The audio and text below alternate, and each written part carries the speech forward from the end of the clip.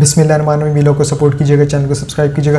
یہ بات تو آج ثابت ہو گئی کہ آج بھی پاکستان میں جنگل کا قانون چل رہا ہے۔ وہ کیسے کہ لاہور ہائی کورٹ نے واضح حکم دیا کہ پرویز الہی صاحب کو رہا کر دیا جائے، لیکن پھر بھی انہیں زبردستی اغوا کر کے لے جایا گیا۔ وہ کس طرح لے جایا گیا اس کی تفصیلات میں آپ کے ساتھ ابھی شیئر کر دیتا ہوں۔ سب سے پہلے آئے تھے کل کی سماعت پہ۔ کل کی جو سماعت تھی جس میں پرویز الہی صاحب پیش نہیں ہوئے تھے اور ان کے وکلاء نے استدعا کی تھی کہ انہیں پیش کیا جائے، اور عدالت نے پھر ایک حکم جاری کیا تھا پولیس کو اور نیب کو کہ کچھ بھی کریں پرویز الہی صاحب کو پیش کریں ورنہ آپ کے خلاف کارروائی ہوگی۔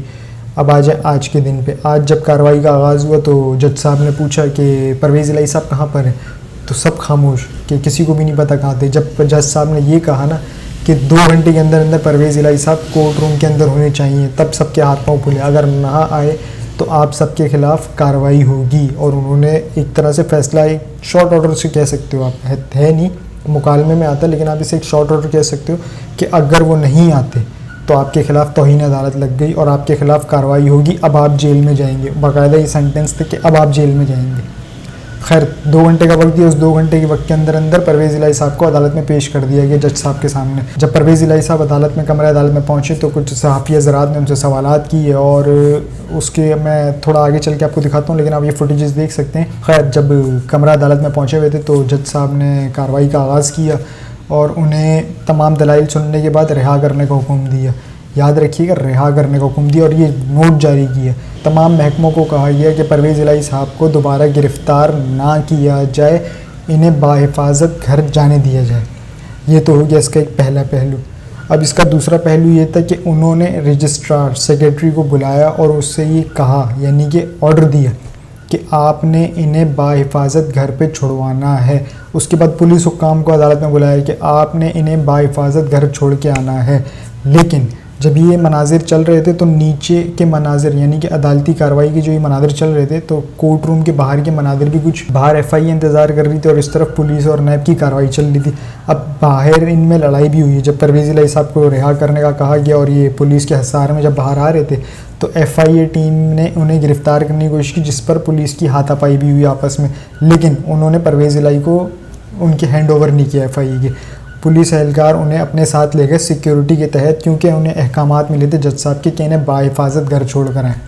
اب جیسے ہی جا رہے تھے تو آگے جا کے پتہ چلتا ہے کہ پری پلانڈ یہ گیم، یہ پورا پلان تھا گیم، کہ آگے جا کے پتہ چلتا ہے کہ ایک ناکہ لگا ہے، اور وہ ناکہ کیا لگا ہوا ہے، چھوٹی سی ان کو یہ ریڈار میں آنا تھا کہ ہاں بھائی پرویز الہی صاحب آ گئے، ان کی گاڑی آ گئی ہے۔ فوراً آتے ہیں، اترتے ہیں، گاڑی کو کھولتے ہیں، اور کس طرح سے سردار لطیف خوزہ صاحب کو آپ دیکھ سکتے ہیں کس طرح سے دھکے دے کے نکالا ہے۔ سب سے پہلے ان کے ساتھ بدتمیزی کی، دھکے دے کے نکالا۔ اس کے بعد چودھری پرویز الہی انہیں کس طرح سے یہ بازوؤں سے ٹانگوں سے یوں پکڑ کے ایسے لے گئے ہیں، کس طرح سے بے دردی سے لے گئے ہیں، یہ آپ دیکھ بھی سکتے ہیں فوٹیجز وغیرہ، کہ یہ ملک کے سابق وزیر اعلیٰ اور انہیں کس طرح سے لے جایا گیا۔ آپ اس سے اندازہ لگا لیں ایک فسطائیت کے، یعنی کہ یہ جمہوریت میں یہ عمل نہیں ہوتا، کبھی بھی نہیں ہوتا۔ ایون کہ میں نے مارشل لاء میں بھی یہ عمل اتنا نہیں دیکھا۔ ہاں یہ کارروائیاں میں نے دیکھی ہیں تو کس میں دیکھی ہیں؟ دہشت گرد کارروائیاں۔ اگر تو یہ دہشت گرد تھے تو بالکل پرفیکٹ کی ہے، اگر تو یہ دہشت گرد تھے تو کیا یہ دہشت گرد ڈکلیئرڈ ہیں؟ کیا انہیں دہشت گرد قرار دیا گیا ہے؟ اب ان کا قصور کیا تھا؟ ان کا یہ قصور ہے کہ ان کی 77 سال عمر ہے۔ ان کا قصور یہ ہے کہ ان کا بیٹا مونس الہی جو باہر بیٹھا ہوا ہے وہ اور یہ ڈٹ کے کھڑے عمران خان صاحب کے ساتھ۔ ان کا قصور یہ ہے کہ جب یہ عدالت میں آئے تو انہوں نے کچھ فرمایا۔ وہ کیا فرمایا؟ سب سے پہلے آپ ذرا یہ سن لیں کہ کیا فرمایا۔ سب تو پہلا اللہ تعالیٰ دا شکر، بے شک الحمدللہ، سب تو پہلا اللہ تعالیٰ دا لکھ لکھ شکر، اور جنہوں نے میرے واسطے دعاواں کیتی ہیں، بے شک پورا جہاں اتنی دعائیں ہوئی ہیں نا، یقین کریں یہ دعاؤں کا نتیجہ ہے، اور اللہ تعالیٰ نے ایک باعزت رہائی جو دی ہے یہ اللہ تعالیٰ کی کرم نوازی ہے۔ اچھا سر، جی سر یہ بھی ایک تاثر ہے حضور اکرم صلی اللہ علیہ وسلم کی، بے شک یہ جو ہم نے کام کیے تھے نا دین کے، جیسے ناظرہ، پھر قرآن شریف،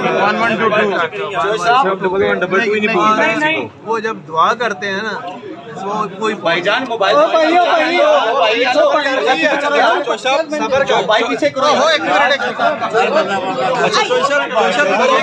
ہے کہ آپ کے ساتھ کچھ لوگوں کی کچھ ملاقاتیں ہوئی ہیں اندر، ایک یہ بھی تاثر ہے کہ کچھ ملاقاتیں ہوئی ہیں اندر۔ ملاقات اس سے ہوتی ہے جو نرم ہو جاتا ہے، हाँ आप डट के खड़े हैं इमरान खान के साथ, डट के खड़े हैं सर। आज 4 महीने लग गए। आपकी बहादुरी को सलाम है।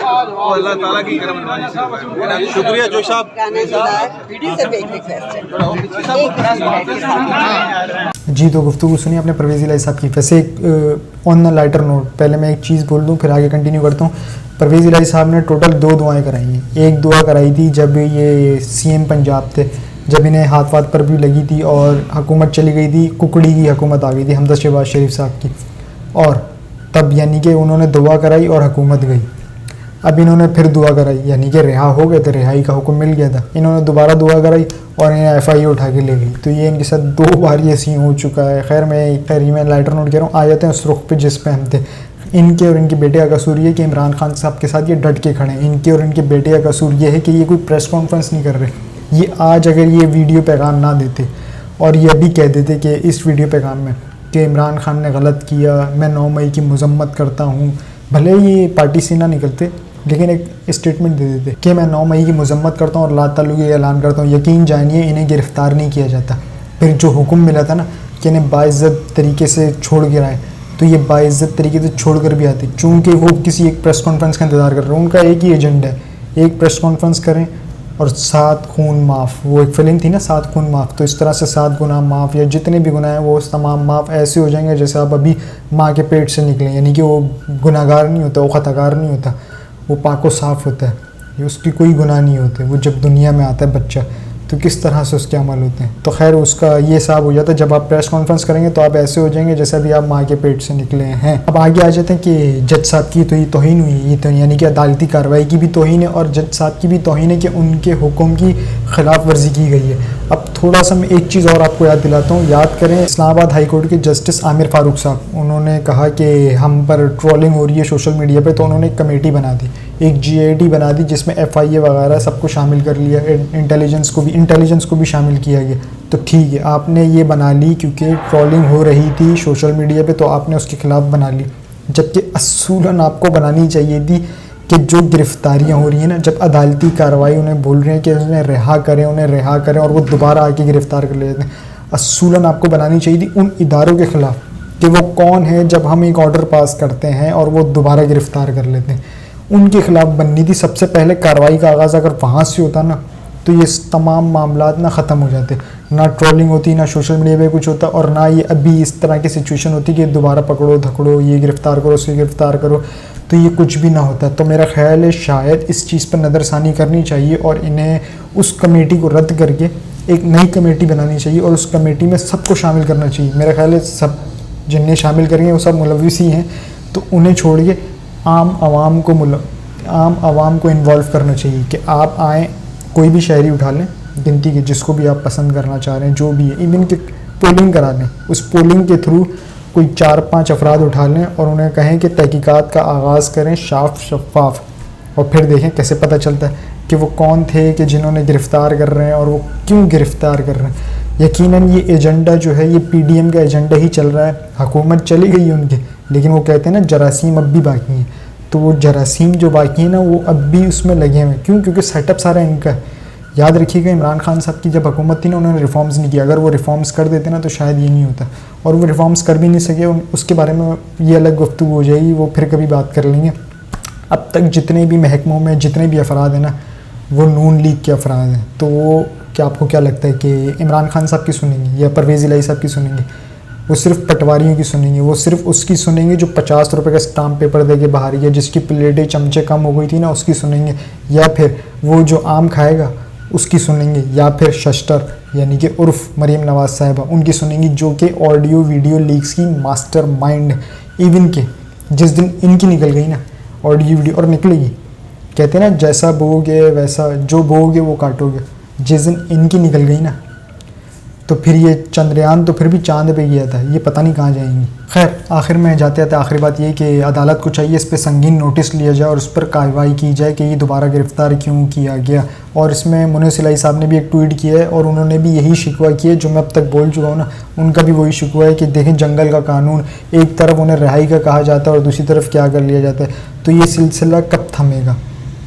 आखिरकार ये सिलसिला कब थमेगा। अब जब हम बोल रहे हैं ना कि मुल्क में अफरा तफरी है, क्योस है, वो इसी वजह से। आप यकीन माने, आप इस चीज़ को थम कर देना, आप इस चीज़ को थोड़ा सा डम कर देना, बिल्कुल ये रिहाई और पकड़ लिया, फिर रिहाई, फिर पकड़ लिया, यहाँ से ये चीज़ डाउन करेंगे तो कुछ इस्तिकाम तो पैदा होगा, कुछ तो पैदा होगा।